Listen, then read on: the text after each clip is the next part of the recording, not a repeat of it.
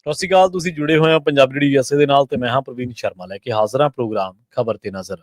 ਖਬਰ ਤੇ ਨਜ਼ਰ ਪ੍ਰੋਗਰਾਮ ਦੇ ਵਿੱਚ ਕਈ ਅਹਿਮ ਤੇ ਕਈ ਖਾਸ ਖਬਰਾਂ ਨੂੰ ਲੈ ਕੇ ਚਰਚਾ ਕਰਨ ਦੇ ਲਈ ਜੁੜ ਚੁੱਕੇ ਨੇ ਪੰਜਾਬ ਤੋਂ ਸੀਨੀਅਰ ਪੱਤਰਕਾਰ ਦੀਪਕ ਸ਼ਰਮਾ ਚਨਾਰਥਲ ਜੀ। ਸ਼ਰਮਾ ਜੀ, ਸਤਿ ਸ਼੍ਰੀ ਅਕਾਲ। ਸਵਾਗਤ ਹੈ ਜੀ ਪੰਜਾਬੀ ਰੇਡੀਓ ਯੂਐਸਏ ਤੇ। ਸਤਿ ਸ਼੍ਰੀ ਅਕਾਲ ਪ੍ਰਵੀਨ ਜੀ, ਸਾਰੇ ਦਰਸ਼ਕਾਂ ਨੂੰ ਸਰੋਤਿਆਂ ਨੂੰ ਪਿਆਰ ਭਰੀ ਸਤਿ ਸ਼੍ਰੀ ਅਕਾਲ। ਸਤਿ ਸ਼੍ਰੀ ਅਕਾਲ ਜੀ। ਪ੍ਰੋਗਰਾਮ ਦੇ ਵਿੱਚ ਅੱਗੇ ਵਧਣ ਤੋਂ ਪਹਿਲਾਂ ਧੰਨਵਾਦ ਕਰਦੇ ਚਲੀਏ ਸਪਾਂਸਰਸ ਦਾ, ਜਿਹੜੇ ਜ਼ਰੀਆ ਬਣਦੇ ਨੇ ਇਹਨਾਂ ਪ੍ਰੋਗਰਾਮਾਂ ਨੂੰ ਤੁਹਾਡੇ ਤੱਕ ਪਹੁੰਚਾਉਣ ਦੇ ਲਈ। ਖਾਲਸਾ ਇੰਸ਼ੋਰੈਂਸ ਏਜੰਸੀ ਵਾਲੇ, ਜਿਨ੍ਹਾਂ ਤੋਂ ਤੁਸੀਂ ਹਰ ਤਰੀਕੇ ਦੀ ਇੰਸ਼ੋਰੈਂਸ ਲੈ ਸਕਦੇ ਹੋ। ਇੰਸ਼ੋਰੈਂਸ ਬਾਰੇ ਪਤਾ ਕਰਨ ਦੇ ਲਈ ਇਹਨਾਂ ਦਾ ਨੰਬਰ ਹੈ 408-272-2500। ਇਹ 1992 ਤੋਂ ਲਗਾਤਾਰ ਇੰਸ਼ੋਰੈਂਸ ਬਿਜ਼ਨਸ ਦੇ ਵਿੱਚ ਸ਼ਾਨਦਾਰ ਸੇਵਾਵਾਂ ਦੇ ਰਹੇ ਨੇ ਤੇ ਅਮਰੀਕਾ ਭਰ ਦੇ ਵਿੱਚ ਇੰਸ਼ੋਰੈਂਸ ਕਰਦੇ ਨੇ। ਓਬਾਮਾ ਕੇਅਰ, ਮੈਡੀਕੇਅਰ ਜਾਂ ਫਿਰ ਕਵਰਡ ਕੈਲੀਫੋਰਨੀਆ ਬਾਬਤ ਪਾਲਿਸੀ ਕਰਵਾਉਣ ਦੇ ਲਈ, ਸਲਾਹ ਲੈਣ ਦੇ ਲਈ ਅੱਜ ਹੀ ਕਾਲ ਕਰੋ 408-272-2500 ਤੇ। ਟਰਕੀਅਨ ਇਮੀਗ੍ਰੇਸ਼ਨ ਲਾ ਫਰਮ ਵਾਲੇ, ਜੇ ਟਰਕੀਅਨਾਂ, ਟੌਨੀ ਟਰਕੀਅਨਾਂ ਦੇ ਨਾਲ ਤੁਸੀਂ ਯੂਐਸ ਇਮੀਗ੍ਰੇਸ਼ਨ ਬਾਬਤ ਕੋਈ ਵੀ ਸਲਾਹ ਕਰਨੀ ਹੈ, ਕੋਈ ਵੀ ਸਵਾਲ ਪੁੱਛਣਾ, ਤੇ ਇਹਨਾਂ ਦਾ ਨੰਬਰ ਹੈ 4159090503। ਗੁਰਦੀਪ ਸਿੰਘ ਬਿਰਦੀ ਕਲੋਵਿਸ, ਮਨਦੀਪ ਸਿੰਘ, ਸੰਦੀਪ ਕੌਰ ਸੈਨਹੋਜ਼ੇ, ਅਮਰੀਕ ਸਿੰਘ ਅਟਵਾਲ, ਜਰਨੈਲ ਸਿੰਘ ਯੂਨੀਵਰਸਿਟੀ, ਜਿੰਦ ਕੌਰ ਅਨਾਇਤ ਕੌਰ ਬੇਕਰਸਫੀਲਡ, ਮਹਿੰਦਰ ਸਿੰਘ ਮਹਿੰਦਰ ਕੌਰ ਮੱਟੀ ਯੂਨੀਵਰਸਿਟੀ ਤੇ ਜਰਨੈਲ ਸਿੰਘ ਸਿਆਟਲ ਤੋਂ। ਇਹਨਾਂ ਸਾਰੇ ਹੀ ਸਪਾਂਸਰਸ ਦਾ ਬਹੁਤ ਬਹੁਤ ਧੰਨਵਾਦ। ਤੇ ਜੇਕਰ ਤੁਸੀਂ ਵੀ ਪੰਜਾਬੀ ਰੇਡੀਓ ਯੂਐਸਏ ਦੇ ਇਹਨਾਂ ਪ੍ਰੋਗਰਾਮਾਂ ਨੂੰ ਸਪਾਂਸਰ ਕਰਨਾ ਚਾਹੁੰਦੇ ਹੋ ਤਾਂ ਸਟੂਡੀਓ ਦਾ ਨੰਬਰ ਹੈ 408-272-5200। ਅੱਜ ਦਾ ਇਹ ਖਬਰ ਤੇ ਨਜ਼ਰ ਪ੍ਰੋਗਰਾਮ ਸਾਲ 2025 ਦੀ 15 ਅਪ੍ਰੈਲ ਦਾ ਪ੍ਰੋਗਰਾਮ ਹੈ ਤੇ ਦਿਨ ਅੱਜ ਮੰਗਲਵਾਰ ਹੈ। ਖਬਰਾਂ ਦੀ ਸ਼ੁਰੂਆਤ ਕਰੀਏ ਪੰਜਾਬ ਦੀ ਸਿਆਸਤ ਦੇ ਵਿੱਚ ਜਿਹੜਾ ਉਬਾਲ ਆਇਆ ਹੋਇਆ ਇਸ ਟਾਈਮ ਸਭ ਤੋਂ ਚਰਚਿਤ ਖਬਰ ਤੋਂ। ਸ਼ਰਮਾ ਜੀ, ਮਾਨ ਬਨਾਮ ਬਾਜਵਾ, ਜਿਹੜਾ ਕਿ ਧਮਾਕਿਆਂ ਦੀ ਗਿਣਤੀ ਦੱਸਣ ਦੇ ਮਾਮਲੇ ਦੇ ਵਿੱਚ ਬਾਜਵਾ ਘਿਰੇ ਹੋਏ ਨੇ। ਉਹ ਕਹਿੰਦਾ ਜਿਹੜੇ ਆਪਾਂ ਗੱਲ ਕੀਤੀ ਸੀ ਫਿਕਸ ਮੈਚ ਦੇ ਬਾਰੇ, ਕਹਿੰਦੇ ਹੁਣ ਇੱਕ ਨਹੀਂ ਕਈ ਪਰਤਾਂ ਉਧੜਨੀਆਂ ਸ਼ੁਰੂ ਹੋ ਚੁੱਕੀਆਂ ਨੇ। ਪ੍ਰਵੀਨ ਜੀ, ਇਸ ਤਰ੍ਹਾਂ ਹੈ ਕਿ ਆਪਾਂ ਕੱਲ ਗੱਲ ਕਰ ਰਹੇ ਸੀਗੇ ਕਿ ਇਹ ਪਹਿਲੀ ਨਜ਼ਰੇ ਫਿਕਸ ਮੈਚ ਲੱਗਦਾ ਹੈ। ਉਹਦਾ ਆਧਾਰ ਇਹ ਬਣ ਰਿਹਾ ਸੀਗਾ ਕਿ ਵੀ ਲੰਘੇ ਦਿਨਾਂ ਦੀ ਚਰਚਾ ਕਾਂਗਰਸ ਦੇ ਵਿਹੜੇ 'ਚ ਤੁਰ ਰਹੀ ਆ ਜੀ ਕਿ ਕਿਤੇ ਨਾ ਕਿਤੇ ਮੁਲਾਕਾਤ ਹੋਈ ਹੈ ਆਮ ਆਦਮੀ ਪਾਰਟੀ ਦੇ ਦੋ ਸੀਨੀਅਰ ਲੀਡਰਾਂ ਨਾਲ, ਪ੍ਰਤਾਪ ਸਿੰਘ ਬਾਜਵਾ ਦੀ, ਕਿ ਦਿੱਲੀ ਦੇ ਦੋ ਵੱਡੇ ਲੀਡਰ ਜੀ ਚੰਡੀਗੜ੍ਹ ਦੇ ਖੇਤਰ ਦੇ ਵਿੱਚ ਇੱਕ ਸੀਏ ਦੇ ਘਰੇ ਪ੍ਰਤਾਪ ਸਿੰਘ ਬਾਜਵਾ ਨੂੰ ਮਿਲਦੇ ਨੇ। ਠੀਕ ਹੈ। ਤੇ ਜਿਸ ਤੋਂ ਬਾਅਦ ਇਹ ਗੱਲ ਲੀਕ ਹੋ ਕੇ ਹਾਈ ਕਮਾਂਡ ਤੱਕ ਪਹੁੰਚ ਜਾਂਦੀ ਹੈ ਤੇ ਇਸ ਲਈ ਕਿ ਦੇਖੋ ਜੀ, ਮੈਂ ਉਹਨਾਂ ਦੀ ਗੱਲ ਮੰਨੀ ਨਹੀਂ, ਤਾਂ ਕਰਕੇ ਸਰਕਾਰ ਨੇ ਮੇਰੇ ਤੇ ਕਾਰਵਾਈ ਕਰਤੀ। ਇਹ ਕਹਿੰਦੇ ਫਿਕਸ ਮੈਚ ਹੈ ਤੇ ਇਹ ਕਾਰਵਾਈ ਕਹਿੰਦੇ ਸਰਕਾਰ ਨੂੰ ਵੀ ਸੂਟ ਕਰਦੀ ਹੈ ਕਿ ਉਹਨਾਂ ਦੀ ਸਿੱਖਿਆ ਕ੍ਰਾਂਤੀ ਦੀ ਹਵਾ ਨਿਕਲੀ ਹੋਈ ਹੈ ਤੇ ਉਹਨਾਂ ਨੂੰ ਮਾਮਲਾ ਡਿਵਰਟ ਕਰਨ ਲਈ, ਮਾਮਲੇ ਤੋਂ ਭਟਕਾਉਣ ਲਈ ਲੋਕਾਂ ਦਾ ਧਿਆਨ, ਸੋ ਇਹਦੇ ਲਈ ਕਹਿੰਦੇ ਕਿ ਉਹਨਾਂ ਨੂੰ ਵੀ ਸਹੀ ਲੱਗਿਆ, ਸੋ ਇਸ ਲਈ ਕਹਿੰਦੇ ਫਿਕਸ ਕਾਰਵਾਈ। ਪਰ ਆਪਾਂ ਜਦੋਂ ਕੱਲ ਇਹ ਖਬਰ ਕੀਤੀ, ਉਹ ਤੋਂ ਬਾਅਦ ਕੁਝ ਧਿਰਾਂ ਨੇ ਮੇਰੇ ਤੱਕ ਅਪਰੋਚ ਕੀਤੀ ਕਿ ਜੀ ਤੁਸੀਂ ਜੀ ਕਹਿੰਦੇ ਕਿ ਗੱਲਾਂ ਕਰ ਰਹੇ ਹੋ ਜੀ, ਦਿੱਲੀ ਦੇ ਦੋ ਲੀਡਰ ਮਿਲੇ ਨੇ ਜੀ, ਸੰਜੇ ਸਿੰਘ ਜੀ ਤਾਂ ਵਿਪਾਸ਼ਨਾ ਤੇ ਗਏ ਹੋਏ ਨੇ ਜੀ। ਅੱਛਾ, ਹੁਣ ਤੁਸੀਂ ਇਹ ਦੇਖੋ ਪ੍ਰਵੀਨ ਜੀ, ਆਪਾਂ ਤਾਂ ਨਾਂ ਹੀ ਨਹੀਂ ਲਿਆ ਸੰਜੇ ਸਿੰਘ ਦਾ। ਬਿਲਕੁਲ। ਤੇ ਫਿਰ ਇਹ ਗੱਲ ਕਿੱਥੋਂ ਆਈ?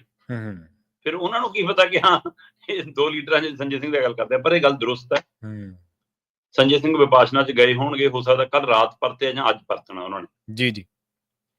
ਪਰ ਇਹ ਮੁਲਾਕਾਤ ਅੱਜ ਕੱਲ ਦੀ ਨਹੀਂ, ਅੱਜ ਤੋਂ 19 ਦਿਨ ਪਹਿਲਾਂ ਦੀ ਹੈ। ਔਰ ਹੁਣ ਇਹ ਗੱਲ ਕੱਲੇ ਕਾਂਗਰਸ ਦੇ ਘਰ ਤੱਕ ਨਹੀਂ, ਮੀਡੀਆ ਤੱਕ ਵੀ, ਹੋਰ ਧਿਰਾਂ ਤੱਕ ਵੀ ਹੁਣ ਅੱਪੜ ਗਈ ਹੈ। ਠੀਕ ਹੈ। ਔਰ ਭੁਪੇਸ਼ ਬਘੇਲ ਰਾਹੀਂ ਇਹ ਸ਼ਿਕਾਇਤ ਖੜਗੇ ਤੱਕ ਪਹੁੰਚ ਗਈ ਹੈ। ਓ ਅੱਛਾ। ਔਰ ਸੰਜੇ ਹੀ ਨਹੀਂ, ਮਨੀਸ਼ ਸਿਸੋਦੀਆ ਨਾਲ ਸੀ। ਇਹ ਚਰਚਾਵਾਂ ਹੁਣ ਕਾਂਗਰਸ ਦੇ ਘਰਾਂ 'ਚ ਪੱਕੀ ਤੌਰ ਤੇ ਤੁਰ ਰਹੀ ਹੈ ਕਿ ਬਿਲਕੁਲ ਸੰਜੇ ਸਿੰਘ ਤੇ ਮਨੀਸ਼ ਸਿਸੋਦੀਆ ਅੱਜ ਤੋਂ ਇਸ ਸਮੇਂ, ਜਦੋਂ ਮੈਂ ਭਾਰਤ ਦੇ ਸਮੇਂ ਦੇ ਹਿਸਾਬ ਨਾਲ ਗੱਲ ਕਰ ਰਿਹਾ, 16 ਤਰੀਕ ਨੂੰ, 16 ਅਪ੍ਰੈਲ ਨੂੰ, ਅੱਜ ਤੋਂ 19 ਦਿਨ ਕਰੀਬ ਪਹਿਲਾਂ ਇੱਕ ਸੀਏ ਦੇ ਘਰੇ ਮਨੀਸ਼ ਸਿਸੋਦੀਆ ਤੇ ਸੰਜੇ ਸਿੰਘ ਕਹਿੰਦੇ ਮਿਲਣ ਆਉਂਦੇ ਨੇ ਵਿਰੋਧੀ ਧਿਰ ਦੇ ਲੀਡਰ ਪ੍ਰਤਾਪ ਬਾਜਵਾ। ਲੀਡਰ ਦਾ ਲੀਡਰ ਨੂੰ ਮਿਲਣਾ ਕੋਈ ਗੁਨਾਹ ਨਹੀਂ ਹੁੰਦਾ, ਪਰ ਚੋਰੀ ਮਿਲਣਾ ਬਹੁਤ ਵੱਡਾ ਗੁਨਾਹ ਹੁੰਦਾ। ਸਹੀ, ਤੁਸੀਂ ਜਨਤਕ ਮਿਲੋ, ਕੌਣ ਰੁਕਦਾ? ਕਿਸੇ ਵਿਆਹਾਂ 'ਚ ਮਿਲਦੇ ਹੋ, ਪ੍ਰੋਗਰਾਮਾਂ 'ਚ ਮਿਲਦੇ ਹੋ, ਉਹਦੀਆਂ ਫੋਟੋਆਂ ਵੀ ਬਹੁਤ ਵਾਇਰਲ ਹੁੰਦੀਆਂ, ਦੇਖੋ ਜੀ ਇਕੱਠੇ ਬਹਿੰਦੇ ਆ, ਇਕੱਠੇ ਕਰਦੇ ਆ, ਤਾਂ ਵੀ ਅਗਲੇ ਨੂੰ ਹੁੰਦਾ ਕਿ ਠੀਕ ਹੈ ਯਾਰ, ਜਨਤਕ ਸਮਾਗਮਾਂ 'ਚ ਆਪਾਂ ਇੱਕ ਦੂਜੇ ਦੇ ਮੱਥੇ ਲੱਗਦੇ ਆ, ਮਿਲਦੇ, ਗੱਲ ਕਰਦੇ ਆ, ਹੈਨਾ। ਵਿਧਾਨ ਸਭਾ ਦੀ ਗੈਲਰੀਆਂ 'ਚ, ਲੋਕ ਸਭਾ ਦੇ ਵਿੱਚ ਉਤਰਦੇ ਚੜ੍ਹਦੇ, ਆਉਂਦੇ ਜਾਂਦੇ, ਕੰਟੀਨ 'ਚ, ਹੈਨਾ, ਖੁਸ਼ੀ ਗਮੀ ਦੇ ਸਮਾਗਮਾਂ 'ਚ ਅਸੀਂ ਮਿਲਦੇ ਹਾਂ। ਪਰ ਨਾ ਆਪਣੇ ਘਰੇ, ਨਾ ਉਹਦੇ ਘਰੇ, ਤੀਏ ਦੇ ਘਰੇ, ਤੇ ਇਹ ਵੀ ਕੋਸ਼ਿਸ਼ ਕਿ ਕਿਸੇ ਨੂੰ ਪਤਾ ਨਾ ਲੱਗੇ। 18 ਦਿਨ ਤੁਸੀਂ ਮਤਲਬ ਕਿ ਪਤੀਲੇ ਦੇ ਉੱਪਰ ਢੱਕਣ ਰੱਖ ਕੇ ਰਿੱਝਦੀ ਰਹੀ ਅੰਦਰ, ਤੁਸੀਂ ਕਹੋਗੇ ਕਿ ਬਾਹਰ ਆਵੇ ਹੀ ਨਾ, ਪਰ ਉਬਾਲ ਆਊਗਾ ਤਾਂ ਬਾਹਰ ਤਾਂ ਢੱਕਣ ਚੱਕ ਕੇ ਗੱਲ ਬਾਹਰ ਆਊਗੀ, ਬਿਲਕੁਲ ਉਹ ਆ ਗਈ। ਸੋ ਇਸ ਲਈ ਮੁਲਾਕਾਤ ਦਾ ਮਸਲਾ ਨਹੀਂਗਾ, ਗੁਪਤ ਮੁਲਾਕਾਤ ਦਾ ਮਸਲਾ। ਤੇ ਇਹਦੇ ਪਿੱਛੇ ਆਪਾਂ ਕੱਲ ਵੀ ਗੱਲ ਕੀਤੀ ਸੀ ਕਿ ਲੁਧਿਆਣੇ ਦੀ ਕਹਾਣੀ ਲਿਖਣ ਦੀ ਕੋਸ਼ਿਸ਼ ਹੈ। ਕਿ ਕੋਈ ਹਿੱਲਾ ਛੱਡਣਾ ਨਹੀਂ ਚਾਹੁੰਦੀ ਕੇਜਰੀਵਾਲ ਦੀ ਧਿਰ, ਕਿ ਕੇਜਰੀਵਾਲ ਨੂੰ ਇੱਥੋਂ ਲੁਧਿਆਣੇ ਚੋਂ ਕੱਢ ਕੇ ਅਸੀਂ ਰਾਜ ਸਭਾ ਲੈ ਕੇ ਜਾਣਾ। ਉਹਨਾਂ ਲਈ ਸੰਜੀਵ ਅਰੋੜਾ ਮਸਲਾ ਥੋੜਾ, ਮਸਲਾ ਤਾਂ ਉਹਨਾਂ ਲਈ ਅਰਵਿੰਦ ਕੇਜਰੀਵਾਲ ਜਾਂ ਮਨੀਸ਼ ਸਿਸੋਦੀਆ, ਜਿਹਨੂੰ ਵੀ ਰਾਜ ਸਭਾ ਭੇਜਣਾ ਉਹਨਾਂ ਨੇ। ਜੀ ਸਹੀ ਹੈ।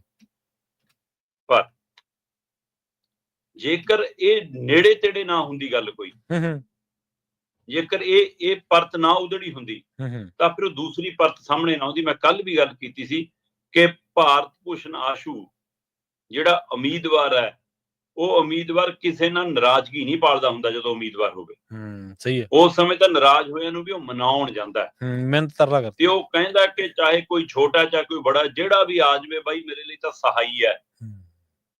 ਪਰ ਉਹਦਾ ਇਸ ਜਿਮਨੀ ਚੋਣ ਦੇ ਵਿੱਚ ਵੀ, ਜਿਹਦੇ ਵਿੱਚ ਪਤਾ ਹੈ ਕਿ ਅਸਾਰ ਘਟ ਜਾਂਦੇ ਨੇ, ਕਈ ਵਾਰ ਸੱਤਾਧਾਰੀ ਧਿਰ ਦੇ ਅਸਾਰ ਵੱਧ ਜਾਂਦੇ ਨੇ, ਉਹਦੇ ਬਾਵਜੂਦ ਵੀ ਭਾਰਤ ਭੂਸ਼ਣ ਆਸ਼ੂ ਦਾ ਇਹ ਜਨਤਕ ਆਪਣੀ ਪਾਰਟੀ ਦੇ ਅੰਦਰ ਸੁਨੇਹਾ ਲਾਉਣਾ ਕਿ ਜਿਹਨੂੰ ਮਰਜ਼ੀ ਭੇਜ ਦਿਓ ਜੀ ਚੋਣ ਪ੍ਰਚਾਰ ਲਈ, ਪਰ ਦੋ ਨਹੀਂ ਚਾਹੀਦੇ, ਪ੍ਰਧਾਨ ਰਾਜਾ ਵੜਿੰਗ ਤੇ ਵਿਰੋਧੀ ਧਿਰ ਦਾ ਲੀਡਰ ਪ੍ਰਤਾਪ ਬਾਜਵਾ, ਇਹਦੇ ਕੀ ਮਾਇਨੇ ਨੇ? ਸਹੀ ਹੈ।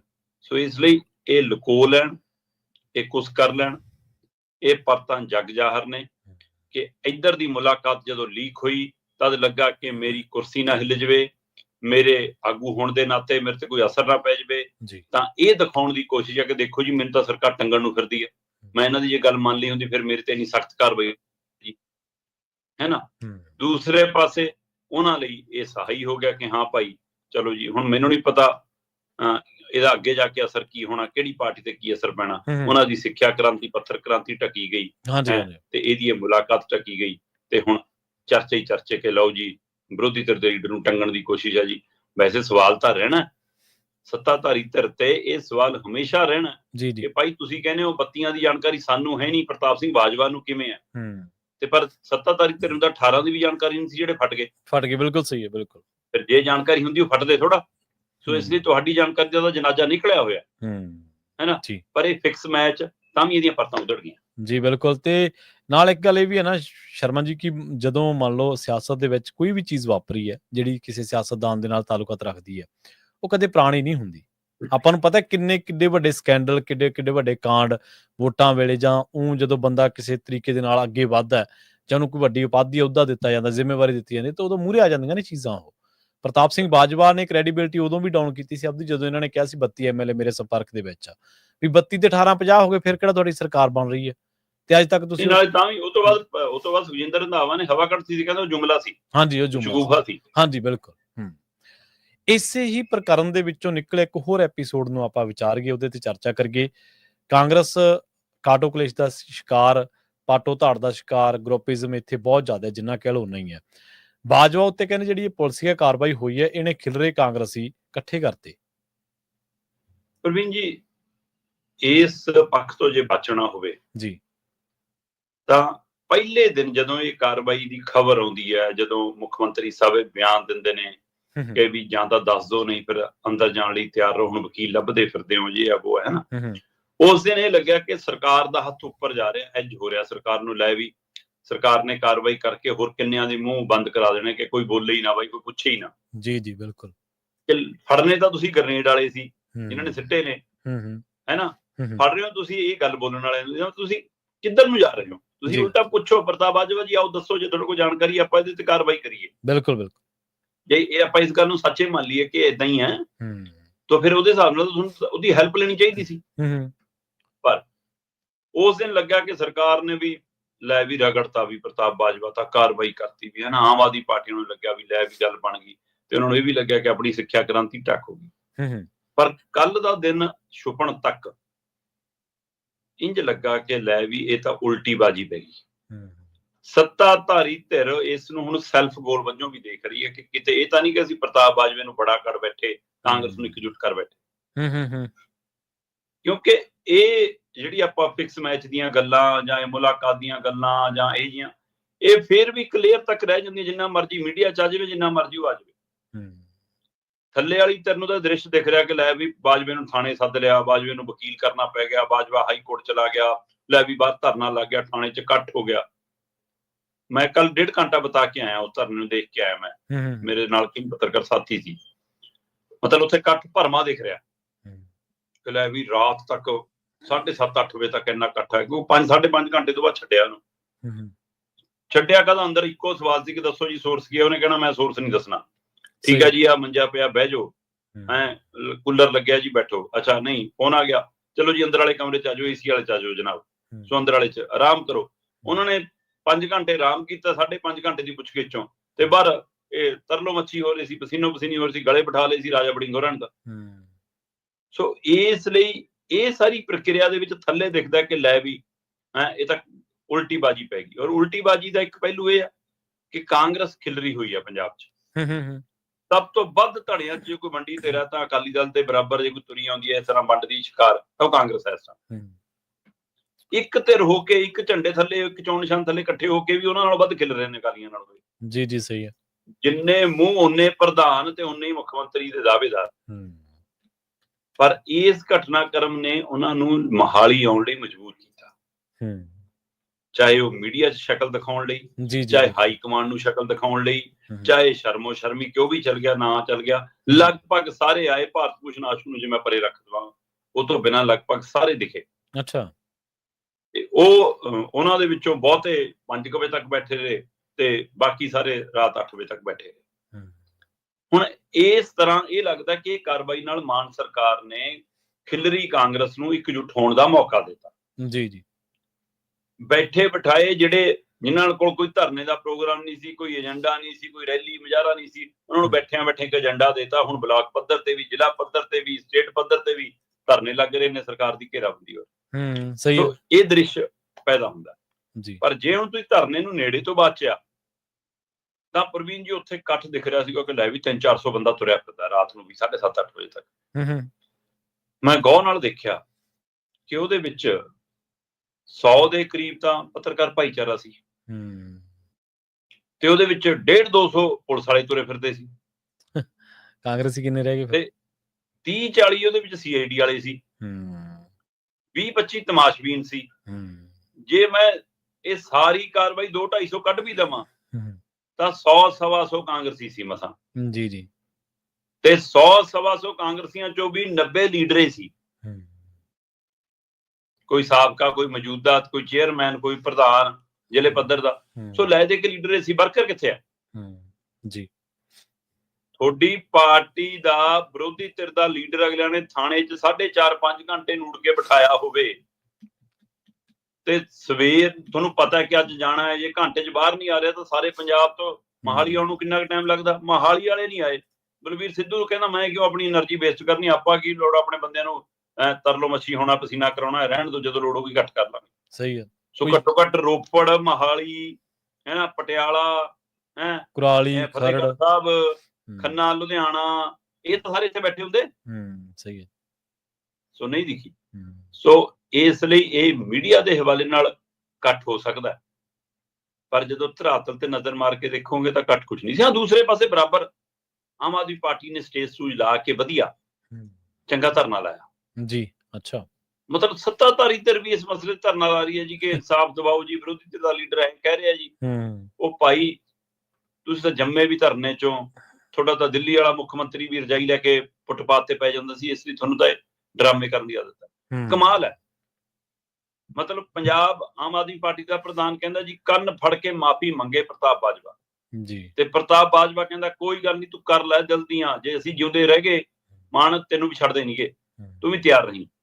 ਮਤਲਬ ਇਹ ਭਾਸ਼ਾ ਵਰਤੀ ਜਾ ਰਹੀ ਆ ਤੇ ਸੱਤਾਧਾਰੀ ਧਿਰ ਧਰਨੇ ਲਾ ਕੇ ਆਪਣੀ ਸਰਕਾਰ ਨੂੰ ਕਹਿ ਰਹੀ ਹੈ ਜੀ ਕਾਰਵਾਈ ਕਰੋ ਜੀ। ਬਿਲਕੁਲ। ਕੇਜਰੀਵਾਲ ਨੂੰ ਚੱਕ ਲੈਣ ਤਾਂ ਦਿੱਲੀ ਧਰਨਾ ਲਾਉਣ ਜਾਂਦੀ ਆ ਪੰਜਾਬ ਸਰਕਾਰ। ਕਿੰਨੀ ਕਦੇ ਕਿਸਾਨਾਂ ਦੀ MSP ਲਈ ਧਰਨਾ ਲਾਇਆ ਨਾ? ਕਿੰਨਾ ਕਦੇ ਕੇਂਦਰ ਨੇ ਰੋਕੇ ਹੋਏ ਫੰਡਾਂ ਲਈ ਤੁਸੀਂ ਧਰਨਾ ਲਾਇਆ? ਕਿੰਨਾ GST ਦੀ ਸਮੇਂ ਦੀ ਅਦਾਇਗੀ ਲਈ ਧਰਨਾ ਲਾਇਆ?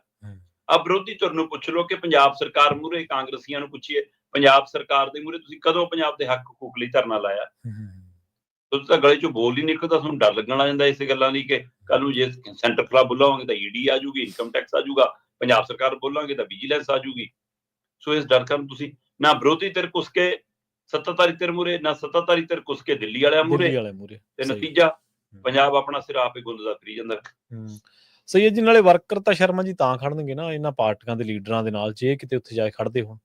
ਜੇ ਕਿਤੇ ਮੰਡੀ ਦੇ ਵਿੱਚ ਬੈਠੇ ਵਰਕਰ ਨੂੰ ਕਹਿੰਦੇ ਹੋਣ ਕਿ ਭਾਈ ਅਸੀਂ ਬਹਿ ਜਾਂਦੇ ਤੇਰੇ ਨਾਲ, ਜਾਂ ਕਿਤੇ ਹੋਰ ਡਾਂਗ ਸੋਟੀ ਫਿਰਦੀ ਤੇ ਕਹਿੰਦੇ ਹੋਣ ਕਿ ਬਈ ਅਸੀਂ ਖਾ ਲੈਂਦੇ ਹਾਂ, ਉਹ ਤਾਂ ਵਰਕਰ ਇਕੱਲਾ ਜੂਝਦਾ ਫਿਰਦਾ, ਅਗਲਾ ਕਹਿੰਦਾ ਫਿਰ ਤੁਸੀਂ ਰਾਜਧਾਨੀਆਂ ਦੇ ਵਿੱਚ ਜਾਂ ਵੱਡੇ ਸ਼ਹਿਰਾਂ ਦੇ ਵਿੱਚ ਤੁਸੀਂ ਧਰਨੇ ਲਾਉਣੇ ਉੱਥੇ ਲਾ ਲਓ, ਫਿਰ ਤੁਹਾਡੇ ਕੋਲ ਤਾਂ ਵੱਡੀਆਂ ਗੱਡੀਆਂ, ਬੱਸ ਵਾਲਾ ਕਿੱਥੋਂ ਇੰਨੀ ਦੂਰੋਂ ਆ ਜਾਊਗਾ ਫਿਰ। ਜੀ, ਅਗਲੀ ਖਬਰ ਦੇ ਵੱਲ ਵਧੀਏ ਸ਼ਰਮਾ ਜੀ, ਗੱਲ ਕਰੀਏ ਐਸਜੀਪੀਸੀ ਦੀ। ਕਹਿੰਦੇ ਆਪਾਂ ਕੱਲ ਚਰਚਾ ਕੀਤੀ ਸੀ ਵੀ ਧਾਮੀ ਸਾਹਿਬ ਜਾ ਰਹੇ ਨੇ, ਪਰ ਹੁਣ ਕਹਿੰਦੇ ਉਹ ਆ ਤਾਂ ਰਹੇ ਨੇ, ਪਰ ਇੱਕ ਨਵੇਂ ਜਥੇਦਾਰ ਸਾਹਿਬ ਨੂੰ ਵੀ ਨਾਲ ਲਿਆ ਰਹੇ ਨੇ। ਪ੍ਰਵੀਨ ਜੀ, ਐਡਵੋਕੇਟ ਹਰਿੰਦਰ ਸਿੰਘ ਧਾਮੀ ਹੋਰਾਂ ਨੂੰ ਜਦੋਂ ਮਨਾਇਆ ਗਿਆ ਸੁਖਬੀਰ ਬਾਦਲ ਵੱਲੋਂ ਜੀ, ਤਦ ਉਹਦੇ ਵਿੱਚੋਂ ਕੁਝ ਗੱਲਾਂ ਤੈਅ ਹੋ ਕੇ ਆਈਆਂ ਸੀ, ਜਿਹਦਾ ਕੁਝ ਪ੍ਰਗਟਾਵਾ ਵੀ ਧਾਮੀ ਹੋਰਾਂ ਦੇ ਵਾਪਸ ਆਉਣ ਤੋਂ ਬਾਅਦ ਦਿਖਿਆ ਸੀ, ਜਦੋਂ ਕਿਹਾ ਗਿਆ ਕਿ ਜੀ ਅਸੀਂ ਸੰਗਤ ਦੀ ਸਲਾਹ ਨਾਲ ਅਸੀਂ ਇੱਕ ਕਮੇਟੀ ਬਣਾਵਾਂਗੇ, ਉਹ ਕਮੇਟੀ ਸਰਬ ਪ੍ਰਵਾਨਿਤ ਜਥੇਦਾਰ ਲੱਭਿਆ ਕਰੂਗੀ, ਜਥੇਦਾਰ ਦੀ ਨਿਯੁਕਤੀ ਔਰ ਸੇਵਾ ਮੁਕਤੀ ਦੇ ਨਿਯਮ ਬਣਨਗੇ। ਪਰ ਉਹ ਗੱਲਾਂ ਹੀ ਰਹਿ ਗਈਆਂ, ਮਤੇ ਹੀ ਰਹਿ ਗਏ, ਕਾਰਵਾਈ 'ਚ ਹੁੰਦਾ ਨਜ਼ਰ ਨਹੀਂ ਆਇਆ। ਬਿਲਕੁਲ ਸਹੀ ਹੈ ਜੀ। ਸੋ ਇਸ ਲਈ ਇੱਧਰ ਧਾਮੀ ਹੋਰੀ ਬਾਬਾ ਟੇਕ ਸਿੰਘ ਧਨੌਲਾ ਦੇ ਜਥੇਦਾਰੀ ਸੰਭਾਲਣ ਤੋਂ ਬਾਅਦ ਥੋੜਾ ਜਿਹਾ ਹੋਰ ਨਾਰਾਜ਼ ਤੇ ਨਿਰਾਸ਼ ਹੋਏ। ਠੀਕ ਹੈ। ਬੇਸ਼ੱਕ ਉਹਨਾਂ ਦੀ ਸਿਹਤ ਵੀ ਕੁਝ ਵਿਗੜੀ ਹੈ, ਇਹਦੇ ਵਿੱਚ ਕੋਈ ਦੋ ਰਾਏ ਨਹੀਂ ਹੈ ਨਾ। ਦੱਸਿਆ ਜਾ ਰਿਹਾ ਕਿ ਉਹਨਾਂ ਨੂੰ ਕੋਈ ਖਿੱਚ-ਖੁੱਚ ਪੈ ਗਈ ਹੈ, ਜਿਵੇਂ ਰੀੜ੍ਹ ਦੀ ਹੱਡੀ ਵਗੈਰਾ, ਕਿਉਂਕਿ ਉਹਨਾਂ ਨੇ ਸੇਵਾਦਾਰ ਤਾਂ ਲਾਏ ਨਹੀਂ ਹੋਏ, ਕੰਮ ਸਾਰੇ ਘਰਾਂ ਦੇ ਆਪ ਕਰਦੇ ਨੇ। ਚਰਚਾ ਤਾਂ ਇਹ ਆ ਰਹੀ ਹੈ ਕਿ ਸਿਲੰਡਰ ਬਦਲਣ ਲੱਗੇ, ਉਹਨੂੰ ਖਿੱਚ ਕੇ ਪਰੇ ਕਰਨ ਲੱਗੇ, ਕੁਝ ਖਿੱਚ ਪਈ ਆ। ਅੱਛਾ। ਪਰ ਇਹਦੇ ਬਾਵਜੂਦ ਵੀ ਇਹ ਗੱਲ ਬਿਲਕੁਲ ਦਰੁਸਤ ਹੈ, ਜੋ ਮੇਰੇ ਕੋਲ ਜਾਣਕਾਰੀ ਹੈ ਉਹਨਾਂ ਦੇ ਨੇੜਲਿਆਂ ਦੇ ਹਵਾਲੇ ਨਾਲ, ਕਿ ਐਡਵੋਕੇਟ ਹਰਿੰਦਰ ਸਿੰਘ ਧਾਮੀ ਹੋਰੀ ਨਹੀਂ ਚਾਹੁੰਦੇ ਸੀ ਕਿ ਤੁਸੀਂ ਵਿਵਾਦਤ ਬਾਬਾ ਟੇਕ ਸਿੰਘ ਧਨੌਲਾ ਨੂੰ ਜਥੇਦਾਰੀ ਸੌਂਪੋ। ਠੀਕ ਹੈ। ਅੱਛਾ। ਹੁਣ ਉਹਦੇ ਖਿਲਾਫ ਸ਼ਿਕਾਇਤ ਆਈ ਹੋਈ ਹੈ। ਕੀ ਅੰਤਰਿੰਗ ਕਮੇਟੀ ਅੱਜ ਉਵੇਂ ਹੀ ਗਿਆਨੀ ਹਰਪ੍ਰੀਤ ਸਿੰਘ ਮਾਨ ਕਮੇਟੀ ਬਣਾਊਗੀ? ਕੀ ਇਹਦੇ ਖਿਲਾਫ ਵੀ ਸਮਾਅਤ ਜਾਂਚ ਤੈਅ ਕਰੂਗੀ ਜੀ? ਕੀ ਕਹੂਗੀ ਕਿ ਉਹਨੇ ਦੇਰ ਜਥੇਦਾਰ ਦੇ ਕਾਰਜ ਨਹੀਂ ਕਰਨੇ ਜੀ ਤੁਸੀਂ, ਜੋ ਤਾਂ ਤੁਹਾਡੇ ਖਿਲਾਫ ਜਾਂਚ ਚੱਲਦੀ ਹੈ? ਕਿ ਇੱਥੇ ਵੀ ਸਖਤ ਫੈਸਲਾ ਲੈਣ ਦੀ ਹਿੰਮਤ ਦਿਖਾਊਗੀ ਜੋ ਉਧਰ ਲਿਆ? ਬਿਲਕੁਲ। ਸੋ ਇਹ ਸਵਾਲ ਧਾਮੀ ਹੋਰਾਂ ਮੂਹਰੇ ਖੜਾ ਹੈ। ਸੋ ਇਸੇ ਲਈ ਸ਼ਾਇਦ 15 ਤਰੀਕ ਵਾਲੀ ਬੈਠਕ 16 ਤੇ ਗਈ ਸੀ, ਜਿਹੜੀ ਕੱਲ ਹੋਣੀ ਸੀ ਉਹ ਅੱਜ ਹੋ ਰਹੀ ਹੈ ਜੀ। ਤੇ ਉਹ ਮੰਨਿਆ ਇਹ ਜਾ ਰਿਹਾ ਸੀ ਕਿ ਉਹ ਇਸ ਲਈ ਦੇਰ ਹੋ ਰਹੀ ਹੈ ਕਿ ਧਾਮੀ ਹੋਰੀ ਆਉਣ ਲਈ ਤਿਆਰ ਨਹੀਂ। ਚਲੋ ਇੱਕ ਪੜਾਅ ਸੀ, ਪਰ ਦੂਜਾ ਪੜਾਅ ਇਹ ਸੀ ਕਿ ਧਾਮੀ ਹੋਰਾਂ ਨੂੰ ਕਹਿੰਦੇ ਅਧਿਕਾਰ ਦਿੱਤਾ ਕਿ ਚਲੋ ਜੀ ਤੁਸੀਂ ਫਿਰ ਅਕਾਲ ਤਖਤ ਸਾਹਿਬ ਦਾ ਜਥੇਦਾਰ ਆਪਣੀ ਮਰਜ਼ੀ ਦੇ ਹਿਸਾਬ ਨਾਲ ਲਾ ਲਓ। ਠੀਕ ਹੈ। ਪਰ ਉਹ ਜੋ ਸੁਝਾਅ ਜਿਹੜੇ ਦਿੱਤੇ ਨੇ ਉਹਨਾਂ ਚੋਂ ਲੰਮਾ ਸਮਾਂ ਨਾਮ ਚੱਲਦਾ ਰਿਹਾ। ਮਤਲਬ ਕਿ ਜੇ ਆਪਾਂ ਗੱਲ ਕਰੀਏ ਕਾਇਦਾ ਤੌਰ ਤੇ ਕਥਾਵਾਚਕ ਨੇ, ਉੱਗੇ ਵਿਦਵਾਨ ਨੇ, ਹੈ ਨਾ, ਪਿੰਦਰਪਾਲ ਸਿੰਘ, ਭਾਈ ਪਿੰਦਰਪਾਲ ਸਿੰਘ ਹੋਰਾਂ ਦਾ। ਹਾਂਜੀ। ਪਰ ਉਹ ਕਹਿੰਦੇ ਕਿ ਮੇਰਾ ਨਾਮ ਤਾਂ ਕਈ ਵਾਰ ਚੱਲਿਆ, ਹਰ ਵਾਰ ਮੇਰੇ ਨਾਮ ਤੇ ਚਰਚਾ ਕਰਦੇ ਨੇ, ਮੇਰੇ ਤੱਕ ਪਹੁੰਚ ਅਪਰੋਚ ਕਰਦੇ ਨੇ, ਮੈਂ ਹਰ ਵਾਰ ਖਿਮਾ ਮੰਗ ਲੈਣਾ, ਤੇ ਉਹ ਲੱਗਣ ਲਈ ਤਿਆਰ ਨਹੀਂ। ਪਰ ਹੁਣ ਇੱਕ ਦੂਸਰਾ ਨਾਮ ਚੱਲਿਆ। ਅੱਛਾ। ਉਹ ਨਾਮ ਚੱਲਿਆ ਭਾਈ ਰਜਿੰਦਰ ਸਿੰਘ ਮਹਿਤਾ ਦਾ। ਠੀਕ ਹੈ। ਰਜਿੰਦਰ ਸਿੰਘ ਮਹਿਤਾ ਐਸਜੀਪੀਸੀ ਦੇ ਵਿੱਚ ਵੱਖ-ਵੱਖ ਅਹੁਦਿਆਂ ਦੇ ਉੱਤੇ ਚੰਗੀ ਪੋਜੀਸ਼ਨ ਦੇ ਉੱਤੇ ਸੇਵਾ ਨਿਭਾ ਚੁੱਕੇ ਨੇ। ਭਾਈ ਰਜਿੰਦਰ ਸਿੰਘ ਮਹਿਤਾ ਫੈਡਰੇਸ਼ਨ ਨਾਲ ਜੁੜੇ ਨੇ, ਟਕਸਾਲ ਨਾਲ ਜੁੜੇ ਨੇ। ਉਹ ਜੇ ਐਸਜੀਪੀਸੀ ਨੂੰ ਪ੍ਰਵਾਨ ਹੋ ਸਕਦੇ ਨੇ, ਧਾਮੀ ਨੂੰ ਪ੍ਰਵਾਨ ਹੋ ਸਕਦੇ ਨੇ, ਸ਼੍ਰੋਮਣੀ ਅਕਾਲੀ ਦਲ ਨੂੰ ਪ੍ਰਵਾਨ ਹੋ ਸਕਦੇ ਨੇ, ਤਾਂ ਬਾਬਾ ਧੂਮਾ ਨੇ ਜਿਹੜਾ ਟਾਸਕ ਦਿੱਤਾ ਹੋਇਆ ਸੀ ਕਿ 15 ਤਰੀਕ ਤੱਕ ਦਾ ਅਲਟੀਮੇਟਮ ਹੈ, ਉਸ ਨੂੰ ਵੀ, ਉਸ ਅਲਟੀਮੇਟਮ ਨੂੰ ਠੱਲ ਪੈ ਜਾਊਗਾ ਕਿ ਲਓ ਜੀ ਹੁਣ ਤਾਂ ਤੁਸੀਂ ਮੰਨ ਜਾਓ ਬਾਬਾ ਧੂਮਾ ਜੀ ਤੁਹਾਡਾ ਪਸੰਦਾ ਬੰਦਾ ਲਾਤਾ। ਵੈਸੇ ਧੂਮਾ ਉਹਦਾ ਜੇ ਮਹਾਰਾਸ਼ਟਰ ਚ ਨੇ, ਬੀਜੇਪੀ ਨਾਲ ਨੇੜਤਾ ਦੀਆਂ ਫਿਰ ਤਸਵੀਰਾਂ ਸਾਹਮਣੇ ਆ ਰਹੀਆਂ ਨੇ ਉਹਨਾਂ ਦੀਆਂ ਉੱਥੋਂ। ਅੱਛਾ। ਹੈ ਨਾ। ਸੋ ਇੱਧਰ ਕਹਿੰਦੇ ਕਿ ਭਾਈ ਰਜਿੰਦਰ ਸਿੰਘ ਮਹਿਤਾ ਇਸ ਲਈ ਵੀ ਫਿੱਟ ਬੈਠਦੇ ਨੇ ਕਿ ਧੂਮੇ ਵਾਲਾ ਮਸਲਾ ਵੀ ਹੱਲ ਹੋ ਜਾਊਗਾ। ਦੂਸਰੇ ਪਾਸੇ ਦਲਜੀਤ ਸਿੰਘ ਚੀਮਾ ਨਾਲ ਕਹਿੰਦੇ ਬਹੁਤ ਨੇੜਲੀ ਪਰਿਵਾਰਕ ਰਿਸ਼ਤੇਦਾਰੀ ਵੀ ਹੈਗੀ ਹੈ। ਅੱਛਾ। ਸੋ ਇਸ ਲਈ ਸਾਰੇ ਕੋਣ ਤੋਂ ਅਕਾਲੀ ਦਲ ਬਾਦਲ ਧਿਰ ਨੂੰ ਭਾਈ ਰਜਿੰਦਰ ਸਿੰਘ ਮਹਿਤਾ ਫਿੱਟ ਬੈਠਦੇ ਨੇ। ਹੁਣ ਕੌਮ ਨੂੰ ਕਿਵੇਂ ਫਿੱਟ ਬੈਠਦੇ ਨੇ, ਇਹ ਇੱਕ ਵੱਖਰੀ ਗੱਲ। ਪਰ ਇਹ ਵੀ ਹੈ ਕਿ ਇਹ ਬੈਠਕ ਕੱਲ ਦੀ ਬਜਾਏ ਅੱਜ ਹੋਣ ਦੇ ਪਿੱਛੇ ਵੀ ਇੱਕ ਕਾਰਨ ਹੈ ਕਿ ਭਾਈ ਮਹਿਤਾ ਹੋਰਾਂ ਨੂੰ ਵੀ ਲਗਾਤਾਰ ਮਨਾਉਣ ਦੀ ਕੋਸ਼ਿਸ਼ ਹੈ, ਮਨ ਉਹ ਵੀ ਨਹੀਂ ਰਹੇ ਜਥੇਦਾਰੀ ਲੈਣ ਲਈ। ਅੱਛਾ। ਸੋ ਜੇ ਉਹ ਕੱਲ ਰਾਤ ਤੱਕ ਦੀ ਪ੍ਰੈਕਟਿਸ ਤੋਂ ਬਾਅਦ ਮੰਨ ਗਏ ਹੋਏ, ਜਿਹੋ ਜੀ ਜਦੋਜਹਿਦ ਕੱਲ ਸ਼ਾਮ ਵੀ ਚੱਲ ਰਹੀ ਸੀ, ਜੇ ਉਹ ਮੰਨ ਗਏ ਹੋਏ ਤਾਂ ਹੋ ਸਕਦਾ ਕਿ ਅੱਜ ਹੀ ਉਹਨਾਂ ਦਾ ਨਾਮ ਅਨਾਉਂਸ ਹੋ ਜਾਵੇ। ਤੇ ਜੇ ਨਹੀਂ ਮੰਨਦੇ ਫਿਰ ਹੋ ਸਕਦਾ ਕਿ ਬਾਕੀ ਕੰਮਾਂ ਦੇ ਉੱਤੇ ਉਹ ਨਿਯਮਾਵਲੀ ਬਣਾਉਣ ਵਾਲੀ ਗੱਲ ਅੱਗੇ ਵਧੇ। ਹੋ ਸਕਦਾ ਕਿ ਹੈ ਨਾ, ਜਿਹੜਾ ਰਾਜੂ ਆਉਣ ਵਾਲਾ ਮਾਮਲਾ ਹੈ ਉਹਦੇ ਤੇ ਦਸਤਖਤ ਮੁਹਿੰਮ ਚਲਾਈ ਸੀ, ਉਸ ਮਸਲੇ ਦੇ ਉੱਤੇ ਸੁਣਵਾਈ ਪਈ ਹੈ, ਰਾਸ਼ਟਰਪਤੀ ਕੋਲ ਉਸ ਮਸਲੇ ਦੀ ਕੋਈ ਗੱਲ ਆਵੇ, ਬਾਕੀ ਰੂਟੀਨ ਵਾਲੀਆਂ ਕੁਝ ਕਾਰਵਾਈਆਂ ਆਉਣ, ਫਿਰ ਅਜਿਹੇ ਮਸਲੇ ਹੋਣਗੇ। ਸੋ ਧਾਮੀ ਹੋਰਾਂ ਦੇ ਅੱਜ ਮੀਟਿੰਗ ਚ ਆਉਣ ਦੇ ਬਹੁਤ ਅਸਾਰ ਨੇ। ਅੱਛਾ। ਪਰ ਕੀ ਸ਼੍ਰੀ ਅਕਾਲ ਤਖਤ ਸਾਹਿਬ ਨੂੰ ਅੱਜ ਪੂਰਨ ਤੌਰ ਦੇ ਉੱਤੇ ਜਥੇਦਾਰ ਸਾਹਿਬ ਮਿਲਣਗੇ? ਜੇ ਮਿਲਣਗੇ ਤਾਂ ਕੀ ਉਹ ਮਹਿਤਾ ਹੋਣਗੇ ਜਾਂ ਕੋਈ ਹੋਰ ਨਾਮ ਹੋਏਗਾ, ਜਾਂ ਅੱਜ ਇਹ ਮਸਲਾ ਠੰਡੇ ਬਸਤੇ ਜਾਏਗਾ? ਜੇ ਇਹ ਦੇਖਣ ਦੀ ਗੱਲ, ਕੱਲ ਦੀਆਂ ਕੋਸ਼ਿਸ਼ਾਂ ਨੂੰ ਜੇ ਬੂਰ ਪਿਆ ਤਾਂ ਫਿਰ ਇਹ ਗੱਲ ਸਿਰੇ ਲੱਗੇਗੀ, ਜੇ ਬੂਰ ਨਾ ਪਿਆ ਤਾਂ ਹੋ ਸਕਦਾ ਫਿਰ ਨਵੇਂ ਦੀ ਭਾਲ ਫਿਰ ਸ਼ੁਰੂ ਹੋਵੇ। ਬਿਲਕੁਲ ਸ਼ਰਮਾ ਜੀ, ਜੇ ਅਕਾਲੀ ਦਲ ਦੇ ਇਤਿਹਾਸ ਦੀ ਗੱਲ ਕਰੀਏ ਜਾਂ ਸ਼੍ਰੀ ਅਕਾਲ ਤਖਤ ਸਾਹਿਬ ਦੇ ਇਤਿਹਾਸ ਦੀ ਗੱਲ ਕਰੀਏ ਤਾਂ ਪਹਿਲਾਂ ਜਥੇਦਾਰ ਜਦੋਂ ਕਿਸੇ ਦੇ ਨਾਂ ਤੇ ਗੁਣਾ ਪੈਂਦਾ ਸੀਗਾ, ਕੌਮ ਨੂੰ ਜਿਹੜਾ ਬੰਦਾ ਸਮਰਪਿਤ ਹੁੰਦਾ ਸੀ ਜਾਂ ਸਿਧਾਂਤ ਨੂੰ ਸਮਰਪਿਤ ਹੁੰਦਾ ਸੀਗਾ, ਤਾਂ ਉਹਨੂੰ ਚਾਅ ਚੜ੍ਹ ਜਾਂਦਾ ਸੀਗਾ। ਲੋਕ ਦੀਵੇ ਬਾਲ ਕੇ ਸਵਾਗਤ ਕਰਦੇ ਸੀ। ਪਰ ਅੱਜ ਦੇਖੋ, ਨਾ ਸਿਧਾਂਤ ਦੇਖਿਆ ਜਾ ਰਿਹਾ, ਨਾ ਕੋਈ ਉਹਦਾ ਕਿਰਦਾਰ, ਨਾ ਕੌਮ ਦੇ ਵਿੱਚ ਉਹਦੀ ਸਵੀਕਾਰ ਹੋਊਗਾ ਜਾਂ ਨਹੀਂ ਹੋਊਗਾ। ਅੱਜ ਇਹ ਕਿ ਫਲਾਣੇ ਦਲ ਨੂੰ ਫਿੱਟ ਬੈਠਦਾ, ਉਹ ਤਾਂ ਨਹੀਂ ਕਿਤੇ ਸਾਡਾ ਆਪਣੇ ਵਿਰੁੱਧ ਚੱਲਦੇ, ਫਲਾਣਿਆਂ ਨੂੰ ਫਿੱਟ ਆ, ਬਾਦਲਾਂ ਨੂੰ ਫਿੱਟ ਆ ਜਾਂ ਫਲਾਣਿਆਂ ਨੂੰ, ਤਾਂ ਉਹ ਬਸ ਉਹਦੀ ਚੋਣ ਤੱਕ ਹੈ। ਸੋ ਇਹ ਬਹੁਤ ਬਹੁਤ ਭੀੜਾ ਕਰ ਦਿੱਤਾ ਗਿਆ ਇਹ ਦਾਇਰਾ, ਜਿਸ ਹਿਸਾਬ ਦੇ ਨਾਲ ਇਹ ਆਉਂਦਾ। ਅਗਲੀ ਗੱਲ ਕਰੀਏ ਇਸੇ ਧਿਰ ਦੇ ਵਿੱਚੋਂ ਨਿਕਲੀ ਇੱਕ ਹੋਰ ਧਿਰ ਦੀ, ਜਿਨ੍ਹਾਂ ਨੂੰ ਬਾਗੀ ਅਕਾਲੀ ਆਗੂ ਕਹਿੰਦੇ ਆਪਾਂ। ਕਹਿੰਦੇ ਫਿਰ ਨਵਾਂ ਅਕਾਲੀ ਦਲ ਘੜਨ ਦੀਆਂ ਇਹ ਵਿਉਂਤਾਂ ਕਰਨ ਲੱਗੇ ਨੇ ਜੀ। ਪ੍ਰਵੀਨ ਜੀ, 5 ਮੈਂਬਰੀ ਕਮੇਟੀ ਜੀ ਪੂਰੀ ਸ਼ਿੱਦਤ ਨਾਲ ਮੈਂਬਰਸ਼ਿਪ ਕਰ ਰਹੀ ਹੈ। ਠੀਕ ਹੈ। ਔਰ ਸ਼੍ਰੀ ਅਕਾਲ ਤਖਤ ਸਾਹਿਬ ਦੇ ਹੁਕਮਾਂ ਦੇ ਹਵਾਲੇ ਨਾਲ ਉਹਨਾਂ ਨੂੰ ਚੰਗਾ ਹੁੰਗਾਰਾ ਵੀ ਮਿਲ ਰਿਹਾ। ਠੀਕ ਹੈ। ਪਰ 5 ਮੈਂਬਰੀ ਕਮੇਟੀ 'ਚ ਗੁਰਪ੍ਰਤਾਪ ਬਡਾਲਾ ਉਹ ਲੀਡਰ ਨੇ ਜਿਹੜੇ ਸੁਧਾਰ ਲਹਿਰ ਦੀ ਅਗਵਾਈ ਕਰ ਚੁੱਕੇ ਨੇ।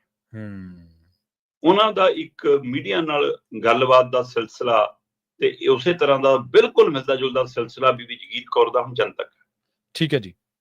ਉਹਨਾਂ ਦੋਨਾਂ ਦੇ ਸਾਂਝੇ ਬਿਆਨੀ 'ਚੋਂ ਇਹ ਬਿਆਨ ਨਿਕਲਿਆ ਕਿ ਅਸੀਂ ਜੀ ਨਵਾਂ ਅਕਾਲੀ ਦਲ ਬਣਾਉਣ ਜਾ ਰਹੇ ਹਾਂ ਜੀ। ਅਗਲੇ 3 ਮਹੀਨਿਆਂ 'ਚ ਨਵਾਂ ਅਕਾਲੀ ਦਲ ਸਭ ਦੇ ਸਾਹਮਣੇ ਹੋਏਗਾ। ਮੈਂਬਰਸ਼ਿਪ ਬਹੁਤ ਵਧੀਆ ਚੱਲ ਰਹੀ ਆ।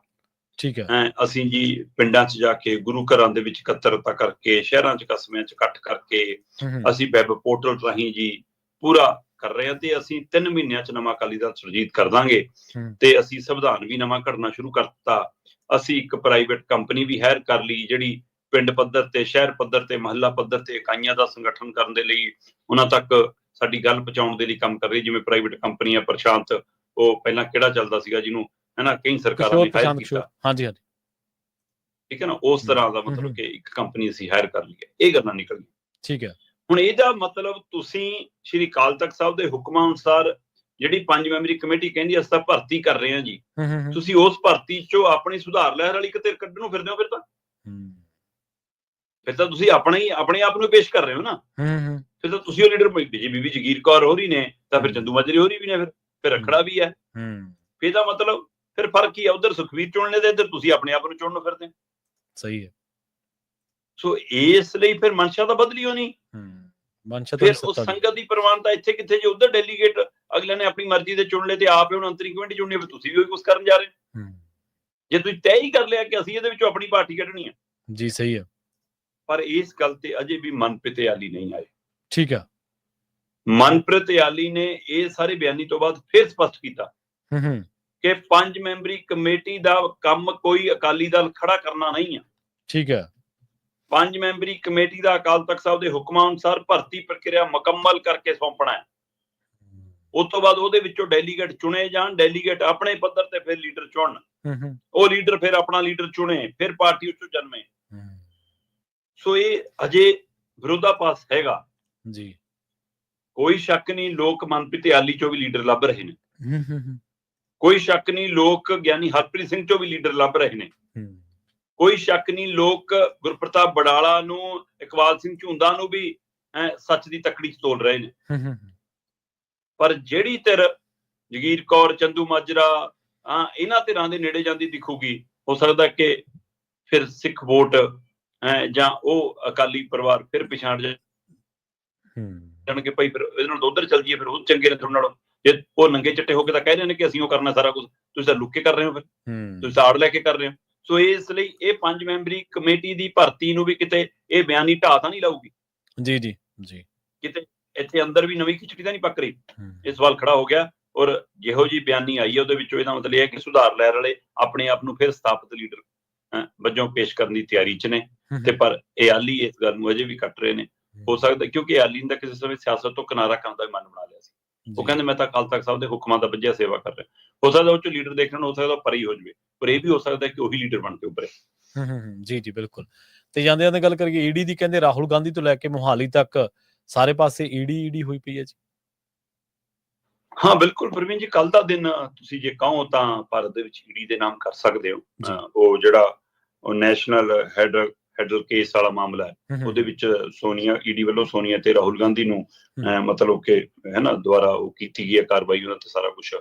ਤੇ ਉਹ ਅਦਾਲਤ ਦੇ ਵਿੱਚ ਕੇਸ ਤਬਦੀਲ ਕਰਨ ਦੀ ਪਹਿਲੂ ਚੱਲ ਰਹੀ ਹੈ। ਤੇ ਉਧਰ ਰਾਹੁਲ ਤੇ ਸੋਨੀਆ ਘਿਰ ਗਏ ਨੇ ਫੈਡਰਲ ਕੇਸ ਮਾਮਲੇ ਦੇ ਵਿੱਚ ਈਡੀ ਦੇ ਨਿਸ਼ਾਨੇ ਤੇ ਨੇ। ਜੀ ਉਹ ਕਾਰਵਾਈ ਉਧਰ ਹੋ ਰਹੀ ਸੀ, ਉਧਰ ਇਹਨਾਂ ਦਾ ਜਵਾਈ ਹੈ ਰੌਬਰਟ ਵਾਡਰਾ, ਉਸ ਨੂੰ ਕੱਲ ਈਡੀ ਨੇ ਸੱਦ ਲਿਆ ਕਿ ਆ ਜਾ ਭਾਈ। ਉਹ ਫਿਰ ਪੈਦਲ ਤੁਰ ਕੇ ਦਫ਼ਤਰ ਗਿਆ ਈਡੀ ਦੇ ਤੇ ਕਹਿੰਦਾ ਜੀ ਕਿ ਮੇਰੇ ਨਾਲ ਤਾਂ ਮਜ਼ਾਕ ਹੁੰਦਾ ਹੈ। 15 ਵਾਰ ਕਹਿੰਦਾ 20-21 ਵਾਰ ਕਹਿੰਦਾ ਮੈਂ ਆ ਰਿਹਾ, 15 ਘੰਟੇ ਮੈਨੂੰ ਬਿਠਾਈ ਰੱਖਦੇ ਨੇ, 23,000 ਤੋਂ ਵੱਧ ਮੈਂ ਡਾਕੂਮੈਂਟ ਇਹਨਾਂ ਨੂੰ ਦੇ ਚੁੱਕਿਆ। ਕਹਿੰਦਾ ਫਿਰ ਹਰ ਵਾਰ ਕਹਿੰਦੇ ਨੇ ਡਾਕੂਮੈਂਟ ਦੁਬਾਰਾ ਦਿਓ। ਕਹਿੰਦਾ ਜੀ ਮੈਨੂੰ ਤਾਂ ਤੰਗ ਪਰੇਸ਼ਾਨ ਕਰ ਰਹੇ ਨੇ। ਜਦੋਂ ਕਿ ਇਹ ਹਰਿਆਣੇ ਨਾਲ ਗੁੜਗਾਉਂ ਨਾਲ ਜ਼ਮੀਨ ਘੁਟਾਣੇ ਨਾਲ ਸੰਬੰਧਿਤ ਮਾਮਲਾ ਜੀ, ਭੁਪਿੰਦਰ ਹੁੱਡਾ ਵੀ ਘਿਰੇ ਹੋਏ, ਸੋ ਉਧਰ ਵੀ ਈਡੀ ਕਾਰਵਾਈ ਕਰਦੀ ਦਿਖੀ। ਤੇ ਈਡੀ ਨੇ ਕੱਲ ਕਾਂਗਰਸ ਨਾਲ ਸੰਬੰਧਿਤ ਰਾਜਸਥਾਨ ਦਾ ਇੱਕ ਸਾਬਕਾ ਮੰਤਰੀ ਆ, ਠੀਕ ਹੈ ਨਾ, ਉਹਦੇ ਸਣੇ 19 ਥਾਵਾਂ ਤੇ ਰੇਡ ਕੀਤੀ ਆ। 19 ਟਿਕਾਣਿਆਂ ਤੇ ਦੇਸ਼ ਦੇ ਵਿੱਚ ਰੇਡ ਹੋਈ ਆ। ਇਹ ਮਾਮਲਾ ਸਿੱਧਾ ਪਰਲ ਘਟਾਲੇ ਨਾਲ ਜੁੜਦਾ, ਠੀਕ ਹੈ ਜੀ। ਤੇ ਪਰਲ ਘਟਾਲੇ ਨਾਲ ਜਦੋਂ ਜੁੜਦਾ ਤਾਂ ਇਹ ਮਤਲਬ ਕਿ ਕਰੀਬ ਕਹਿੰਦੇ ਜੀ 6 ਕਰੋੜ ਲੋਕਾਂ ਨੇ 50,000 ਕਰੋੜ ਦਾ ਨਿਵੇਸ਼ ਕੀਤਾ ਹੋਇਆ ਕਰੀਬ। ਸੋ ਉਹਦੇ ਨਾਲ ਇਹ ਸੰਬੰਧਿਤ ਪਹਿਲੂ ਹੈ। ਸੋ ਕੰਪਨੀ ਦਾ ਜਿਹੜਾ ਮਤਲਬ ਕਿ ਦਾਇਰਾ ਸੀਗਾ, ਸੋ ਉਹ ਬਿਹਾਰ, ਮਹਾਰਾਸ਼ਟਰ, ਮੱਧ ਪ੍ਰਦੇਸ਼, ਅਸਾਮ, ਕਰਨਾਟਕਾ, ਜੈਪੁਰ, ਉਦੈਪੁਰ, ਆਂਧਰਾ ਪ੍ਰਦੇਸ਼, ਛੱਤੀਸਗੜ੍ਹ ਤੇ ਪੰਜਾਬ।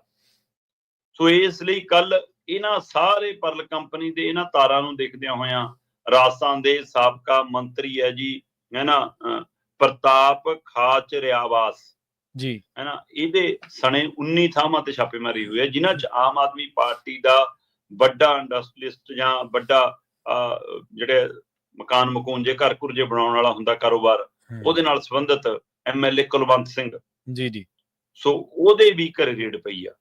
ਤੇ ਹੁਣ ਕੁਝ ਤਰ੍ਹਾਂ ਦਾ ਕਹਿੰਦੀ ਆ ਕੁਲਵੰਤ ਤਕੜੀ ਧਿਰਾ, ਹੋ ਸਕਦਾ ਕਿ ਇਹਨੂੰ ਨੇੜੇ ਲਾਉਣਾ ਚਾਹੁੰਦੀ ਹੋਵੇ ਬੀਜੇਪੀ ਆਪਣੇ, ਹੈ ਨਾ। ਕੁਝ ਤਰ੍ਹਾਂ ਕਹਿੰਦੀ ਆ ਕਿ ਨਹੀਂ, ਇਹ ਪਰਲ ਵਾਲਾ ਹੀ ਮਸਲਾ, ਇਹ ਵੀ ਪਰਲ ਵਾਲਾ, ਕਿਉਂਕਿ ਉਹਦੇ ਉੱਤੇ ਵੀ ਸਵਾਲ ਖੜਾ ਕਿ ਪਰਲ ਵਾਲੇ ਪੈਸੇ ਇੱਧਰ ਉੱਧਰ ਕਰਕੇ ਇਹਨਾਂ ਨੇ ਆਪਣੇ, ਹੈ ਨਾ, ਰੀਅਲ ਸਟੇਟ 'ਚ ਵਰਤੋਂ ਕੀਤੀ ਹੈ ਜੀ, ਉਹ ਇਸ ਲਈ ਕੁਲਵੰਤ ਸਿੰਘ ਵੀ ਕਰੇ ਨੇ। ਸੋ ਕੱਲ ਦਾ ਦਿਨ ਪੂਰਾ ਦਿਨ ਈਡੀ ਦਾ ਰਿਹਾ, 19-20 ਥਾਵਾਂ ਤੇ ਛਾਪੇਮਾਰੀ, ਤੇ ਗਾਂਧੀ ਪਰਿਵਾਰ ਤੇ ਉਹਨਾਂ ਦੇ ਰਿਸ਼ਤੇਦਾਰ ਵੀ ਈਡੀ ਦੇ ਨਿਸ਼ਾਨੇ ਸੀ। ਜੀ ਬਿਲਕੁਲ। ਸ਼ਰਮਾ ਜੀ, ਇਹਨਾਂ ਖਾਸ ਖਬਰਾਂ ਤੇ ਖਾਸ ਜਾਣਕਾਰੀਆਂ ਦੇ ਲਈ ਤੁਹਾਡਾ ਬਹੁਤ-ਬਹੁਤ ਧੰਨਵਾਦ ਜੀ। ਬਹੁਤ ਸ਼ੁਕਰੀਆ ਜੀ। ਪ੍ਰੋਗਰਾਮ ਖਬਰ ਤੇ ਨਜ਼ਰ ਨੂੰ ਆਪਾਂ ਇੱਥੇ ਹੀ ਸਮਾਪਤ ਕਰਾਂਗੇ। ਤੁਹਾਡਾ ਸਾਰਿਆਂ ਦਾ ਵੀ ਬਹੁਤ ਧੰਨਵਾਦ। ਸਤਿ ਸ਼੍ਰੀ ਅਕਾਲ। ਜੁੜੇ ਰਹੋ ਪੰਜਾਬੀ ਰੇਡੀਓ USA ਦੇ ਨਾਲ।